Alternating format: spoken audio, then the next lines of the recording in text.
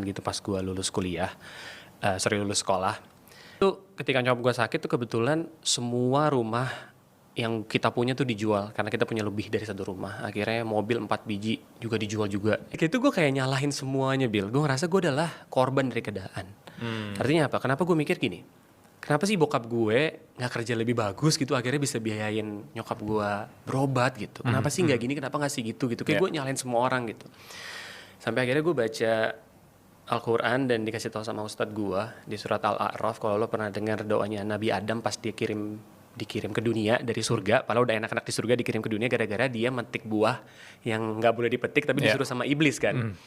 Tapi gue baru sadar dikasih tahu sama ustadz gue ketika itu bahwa pas dia harusnya kesel sama tuh iblis dikirim ke dunia, doanya dia, ya Allah gue telah menzolimi diri gue sendiri. Jadi dan dia bilang lanjutannya adalah kalau gue nggak belajar dari kasus ini, gue bakal jadi orang-orang yang merugi, maka rahmatilah aku. Tapi kalau lo lihat kata-katanya, gue sekarang merinding gue ceritanya, tapi Nabi Adam itu nggak nyalahin gara-gara si iblis sih gue balik ke dunia gitu. Nggak, dia bilang mungkin ini salah gue. Dan kalau gue nggak belajar dari masalah yang sekarang gue hadepin, gue mungkin nggak akan jadi orang yang beruntung. Jadi pas gue terhentak, gue mikir, oh gue sekarang nggak bisa kuliah karena nyokap gue sakit. Oh gue nggak bisa bayar kos-kosan. Ya udah apa yang bisa gue lakuin? Gue nggak mau jadi korban keadaan. Gue keluar dari itu dengan cara, ya udah, gue cari kerja aja jualan obat kek, gue cari beasiswa kek. Gue lebih bilang sayang ke nyokap gue sesering mungkin karena gue tahu dia umurnya udah nggak lama.